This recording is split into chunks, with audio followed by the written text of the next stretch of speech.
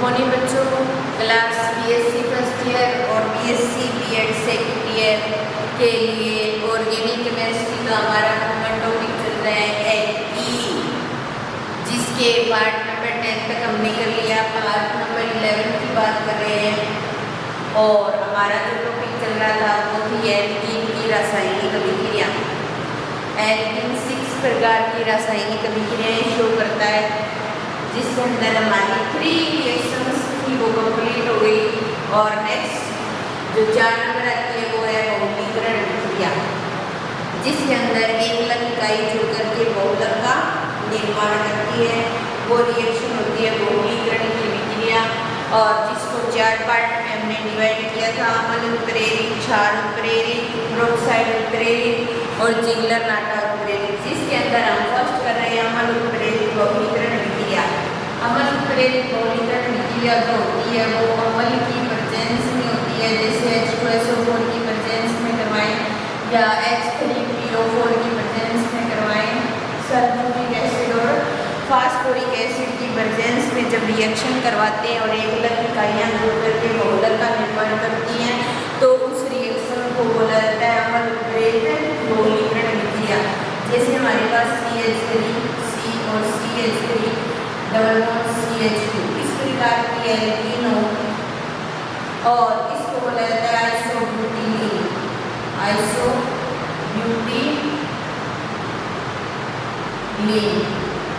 तो हमारे पास में आइसोब्यूटीलीन टाइप की एल्कीन है, और आइसोब्यूटीलीन टाइप की एल्कीन की N एकलक इकाई हम काम में ले रहे हैं, और इसको क्या करवाते हैं H2SO4 या H3PO4 सल्फ्यूरिक एसिड या फास्फोरिक एसिड की प्रेजेंस में रिएक्शन करवाते हैं।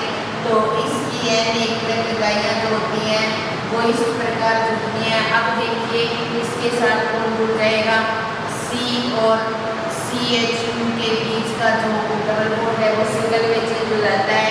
इसके साथ यहाँ CH3 जुड़ा हुआ है और यहाँ CH3 जुड़ा हुआ है, और ये क्या बन जाएगी पॉलीआइसोब्यूटीलीन।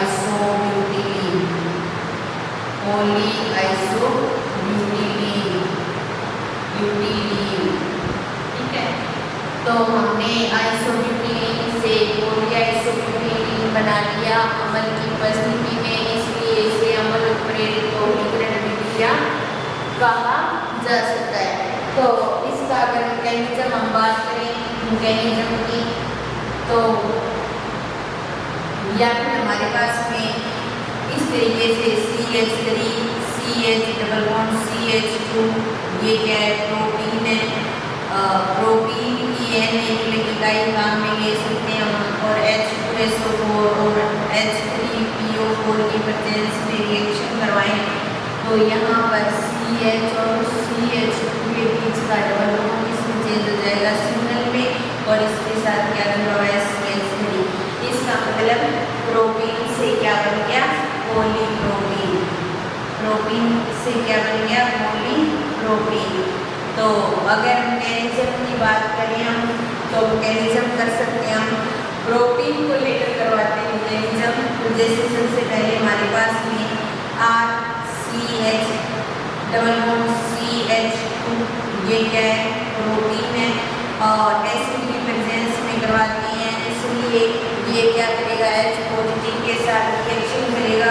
तो H पॉजिटिव के साथ रिएक्शन करने पर ये किसमें चेंज हो जाएगा CH3 R है, तो R लिखेंगे RCH और CH2 और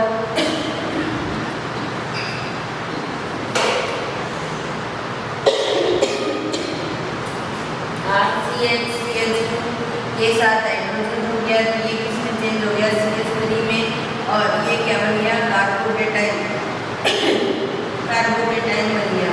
ठीक है, अब हम क्या करवाएंगे, इस कार्बोकेटाइन को लेंगे और इसके साथ में हम और एक और प्रोटीन की रिएक्शन करवाएंगे, और रिएक्शन करवाने के दौरान KR और CH और CH2, ये CH2 इस कार्बोकेटाइन वाले CH के साथ जुड़ जाएगा, और ये R नीचे आ जाएगा और यहाँ क्या आ जाएगा CH3, और अब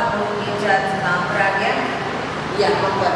और जो हमारे पास में ये कार्बोकेटाइन था और ये दो इकाई जुड़ने के कारण द्विलक कार्बोकेटाइन बन गया। क्या बन गया? द्विलक कार्बोकेटाइन बन गया। फिर हम वापिस द्विलक कार्बोकेटाइन को लेंगे, इस पे पॉजिटिव चार्ज और CH2CH के साथ R जुड़ा हुआ है और CH3 इसके साथ में फिर हम एल्कीन के साथ रिएक्शन करवाएंगे, यानी कि ब्रोमीन के साथ रिएक्शन करवाएंगे तो ये इकाई वापस इसके साथ जुड़ेगी। तो RCH पॉजिटिव चार्ज CH2 और ये CH2 CH के साथ जुड़ेगा तो R और फिर CH2 और फिर CHR और फिर CH3। अब देखो तीन इकाई होगी तो इसको बोला जाएगा त्रिलक कार्बोकेटाइन। क्या बोला जाएगा? त्रिलक कार्बोकेटाइन। ठीक है। अब त्रिलक कार्बोकेटाइन के साथ में हम क्या करवाएंगे? NHCH2 N एक इकाई लेंगे किसकी? प्रोपीन की।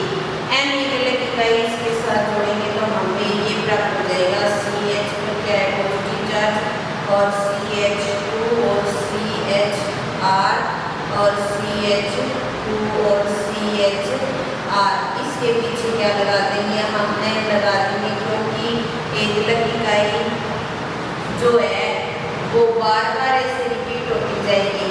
क्या होगी? बार बार रिपीट होती जाएगी, यानी कि CH2 क्या है?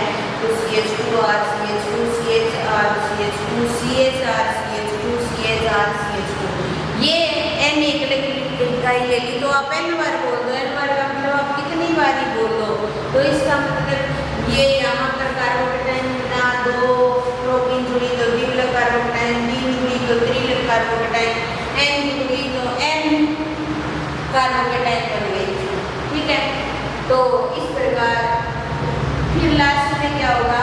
ये CH2 है, इस CH2 को मैं ऐसे भी तो लिख सकती हूँ, ऐसे लिख देती हूँ। ठीक है। हमने क्या करवाया? स्टार्टिंग में एक्सपोजिटिव के साथ में रिएक्शन करवाई क्योंकि अम्ल की प्रेजेंस में रिएक्शन हो रही है तो हमें एक्सपोजिटिव के साथ रिएक्शन करवानी पड़ेगी। यहाँ पर N पीछे लगाने का मतलब है N इकाई जोड़ी हमने तो N लगा दिया। इसको हमने इस तरीके से यहाँ से हम क्या करेंगे? एक्सपोजिटिव को बाहर निकाल देते हैं। ये देखिए ये इसके साथ में यहाँ इलेक्ट्रॉन ट्रांसफर करेगा और ट्रांसफर करने से देखिए RCH आ गया यहाँ पर और फिर उसके बाद में यहाँ CHR और CH2 और CHR और इसके पीछे N लगा हुआ है और CH2 और CHR और CH3।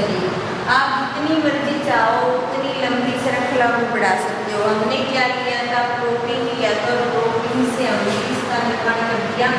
पॉलीप्रोटीन का कर दिया।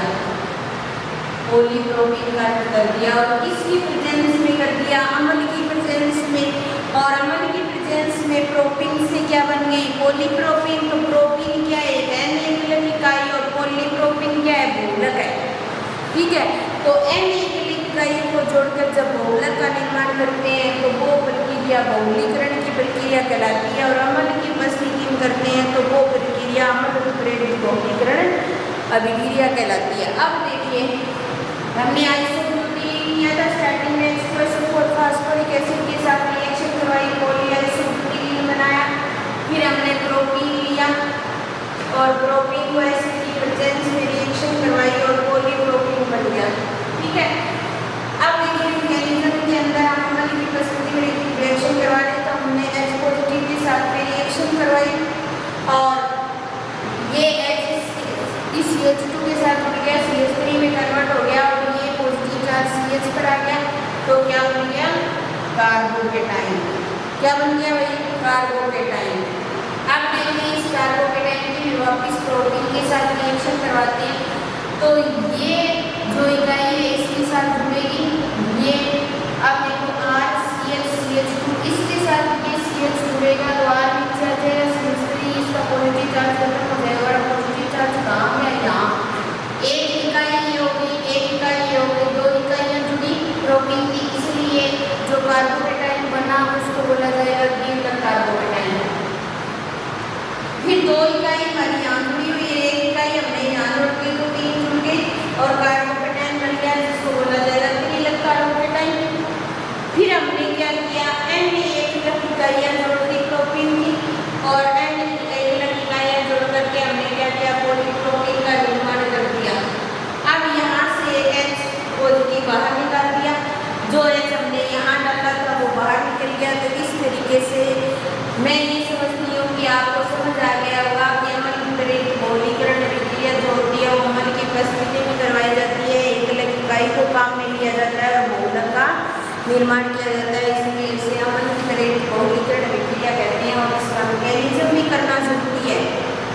और रिएक्शन पोर्टेंट भी होता है। तो ये थी अम्ल उत्प्रेरित बहुलीकरण अभिक्रिया।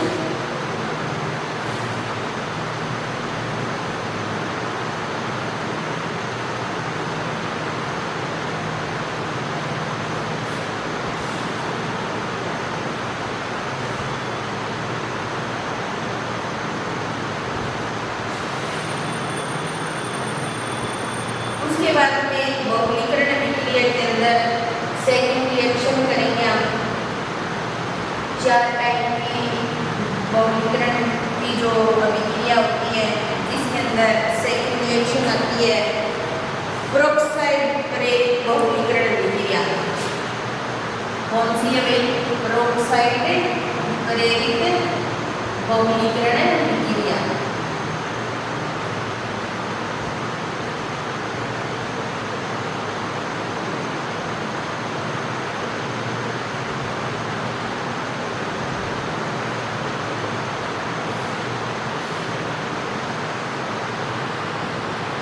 तो पेरोक्साइड प्रेरित बहुलीकरण अभिक्रिया के अंदर क्या करते हैं हम?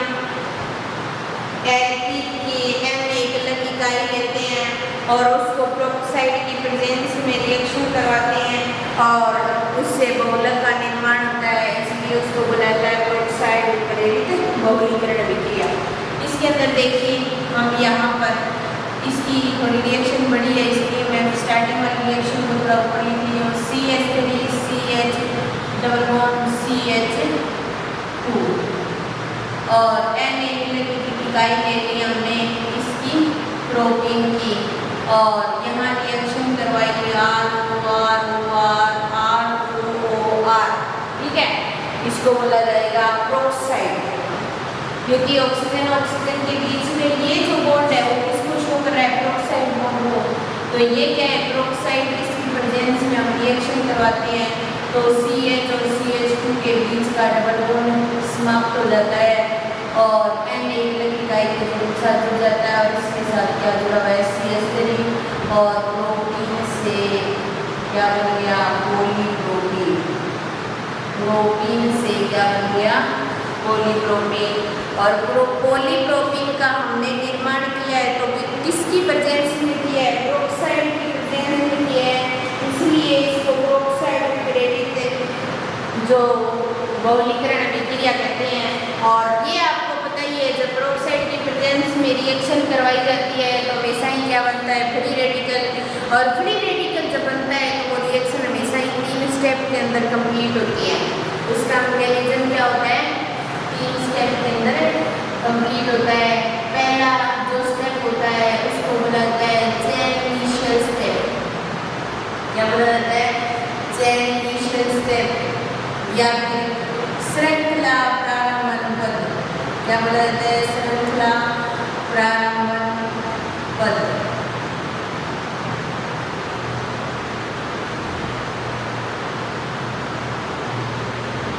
श्रृंखला प्रारंभन पद।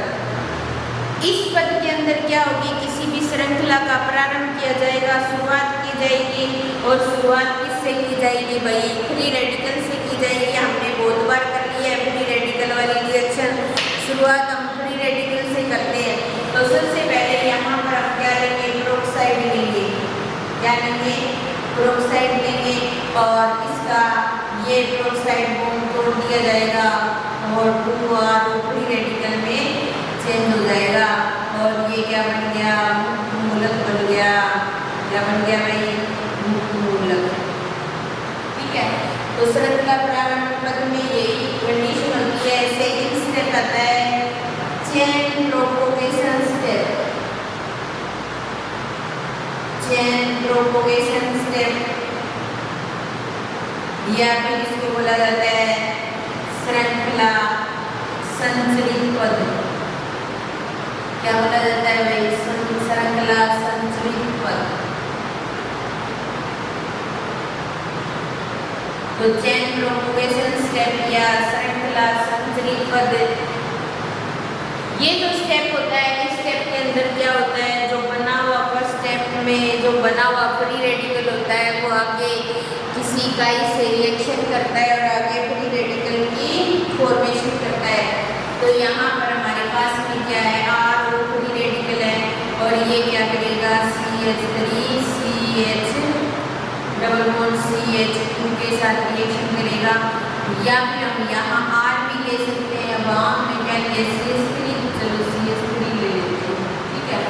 इसके साथ रिएक्शन करेगा, रिएक्शन करने के दौरान यहाँ पर CH3 CH और CH2 ये डबल बॉन्ड सिंगल में चेंज हो जाएगा और ये ऑक्सीजन O और R इस फॉर्म में आ जाएगा और अब फ्री रेडिकल यहाँ आ जाएगा। अब देखो ये इसका इलेक्ट्रॉन है, इसकी बॉन्डिंग टूटेगी, ये दोनों एक एक इलेक्ट्रॉन की साझेदारी से बना है बॉन्ड। ये बॉन्ड हमने तोड़ दिया तो ये अपना इलेक्ट्रॉन लेकर चला जाएगा, ये अपना इलेक्ट्रॉन, इस ऑक्सीजन ने क्या किया, इस CH2 के साथ में बॉन्डिंग कर ली, दोनों ने साझेदारी कर ली। तो देखो ये बॉन्ड बन गया दोनों के इलेक्ट्रॉन से और हमारा जो CH बचेगा बेचारा उस पर क्या हो जाएगा, फ्री रेडिकल रह जाएगा और इसका निर्माण हो गया मुक्त मूलक का, इसका निर्माण हो गया मुक्त मूलक का, ठीक है। इस तरीके से फ्री रेडिकल बन गया। फिर इस प्रकार जो बना हुआ फ्री रेडिकल है वो बाद में आगे भी रिएक्शन करेगा अन्य इलेक्ट्रोलाइट से। तो यहाँ पर हम क्या करते हैं, फिर जो बना हुआ फ्री रेडिकल है उसको लेते हैं CH फ्री रेडिकल CH2O और R ये हमारे पास, और इसके साथ फिर CH3 CH double bond CH2 इसके साथ में रिएक्शन करवाते हैं। रिएक्शन करवाने के दौरान ये जो फ्री रेडिकल है वो इसके साथ रिएक्शन करेगा। चलो मैं इसको पलट के लिख देती हूँ, थोड़ा आपको आसानी होगी।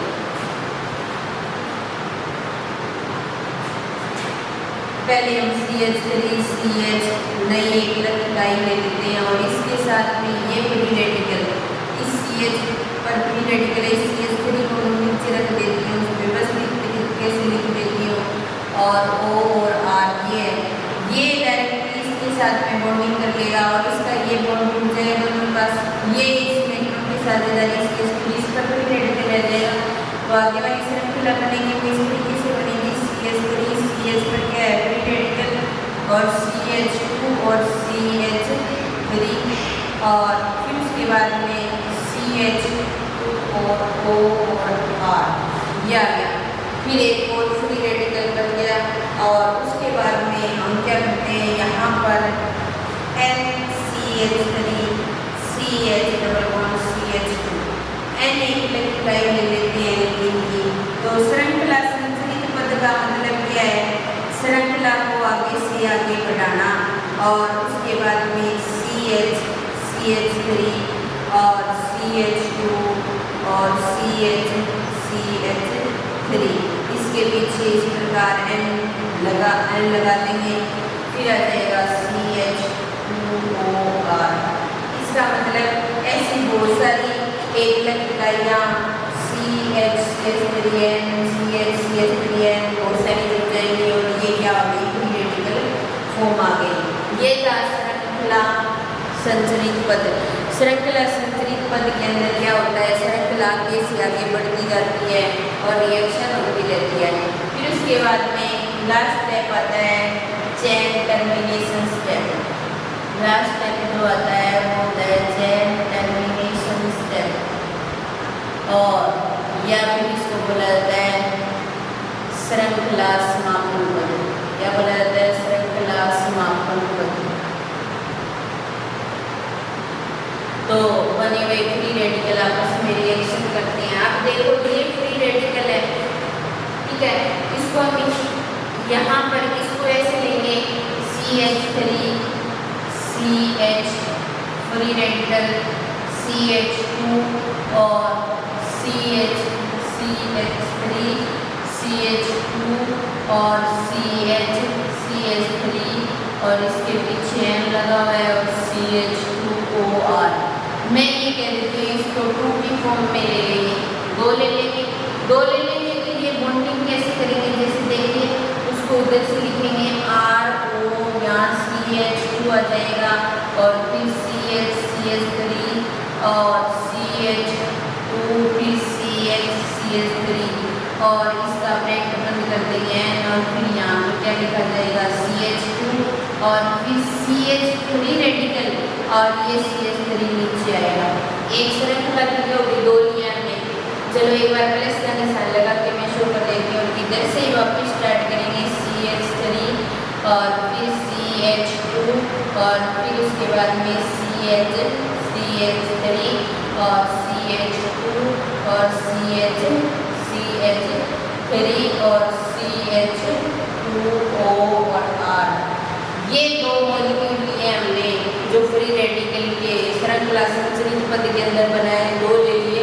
कितने भी बना सकते हैं हम, 2 लेकर के रिएक्शन करवा रहे हैं कि हमारे पास ये दोनों फ्री रेडिकल अब एक दूसरे के सामने आ गए। अब देखो ये R फ्री रेडिकल और O R फ्री रेडिकल, इन दोनों को रिएक्शन करवाते हैं। वैसे करते हैं ना, बॉन्डिंग कंप्लीट करनी हो तो श्रृंखला समापन पद में पहले हमने जब भी फ्री रेडिकल को समापन पद के अंदर लिया तो इसी प्रकार ये हमने 2 ले लिया और इन दोनों को किस प्रकार लिख दिया, इस प्रकार लिख दिया। तो अब मैं ऊपर वाली चीज को मिटो देती हूँ। अब आपको समझ आ गया। फिर आप यहाँ पर इसको 2 की फॉर्म में लेकर के ऐसे रिएक्शन करवाओगे, ये फ्री रेडिकल के साथ बॉन्डिंग कर लेगा और हम क्या कर देंगे, श्रृंखला का समापन कर देंगे। ROCH 2CH3 और फिर CH2 और CH3 इसके पीछे M, फिर आगे क्या है CH2 और CH3। ये फ्री रेडिकल इस फ्री रेडिकल के साथ क्या कर रहा है, बॉन्डिंग कर रहा है। तो ये बॉन्डिंग कर दिया हमने। फिर CH3 आ गया और CH2 और CH3। मैंने बोला भी था कि ये रिएक्शन काफ़ी बड़ी होगी, इसलिए मैं रिएक्शन को बहुत ऊपर से स्टार्ट किया था। अब देखिए CH2O और R, हमने क्या किया, इस फ्री रेडिकल की रिएक्शन करवा दी और फ्री रेडिकल को क्या कर दिया, समाप्त कर दिया। और इस प्रकार एक बहुत लंबी श्रृंखला वाले बहुलक का निर्माण हो गया और जिसको बोला जाता है चेन टर्मिनेशन स्टेप या श्रृंखला समापन पद। देखो पेरोक्साइड की प्रेजेंस होती है, इसलिए इसको पेरोक्साइड बहुलीकरण अभिक्रिया कहा जाता है। 3 स्टेप के अंदर कंप्लीट होती है। पहले में फ्री रेडिकल बनता है, दूसरे के अंदर चेन प्रोटोन स्टेप जिसके अंदर बना फ्री रेडिकल आगे एक इकाई से रिएक्शन करता है, फ्री रेडिकल बनाता है। इस प्रकार फ्री रेडिकल फिर आगे एक इकाई से रिएक्शन करते हैं और बड़ी श्रृंखला के रूप में फ्री रेडिकल बनाते हैं। फिर आगे और रिएक्शन करती है और बड़ी श्रृंखला के रूप में फ्री रेडिकल का निर्माण करती है। तो श्रृंखला संचरित पद का मतलब हो गया श्रृंखला को आगे से आगे बढ़ाना। फिर उसके बाद में चेन टर्मिनेशन स्टेप या श्रृंखला समापन पद के अंदर क्या होता है, जो बने हुए फ्री रेडिकल जो होते हैं वो आपस में रिएक्शन करते हैं और बॉन्ड की फॉर्मेशन करते हैं। इस प्रकार हमारे पास में प्रोपीन से किसका निर्माण हो जाता है, पॉलीप्रोपीन का। तो इस तरीके से श्रृंखला समापन पद या पेरोक्साइड उत्प्रेरक की उपस्थिति में हम क्या कर सकते हैं, प्रोपीन से पॉलीप्रोपीन बना सकते हैं। तो इसके साथ ही हमारी जो बहुलीकरण का सेकंड पार्ट था, पेरोक्साइड उत्प्रेरक बहुलीकरण अभिक्रिया कंप्लीट हो गया। इसके बाद में 2 और बचे हैं, 4 उत्प्रेरक और जिगलरमाटा उत्प्रेरक को छोटे ही हैं हम कर देंगे। तो इसके साथ ही हम यहाँ आज की क्लास समाप्त करते हैं। धन्यवाद।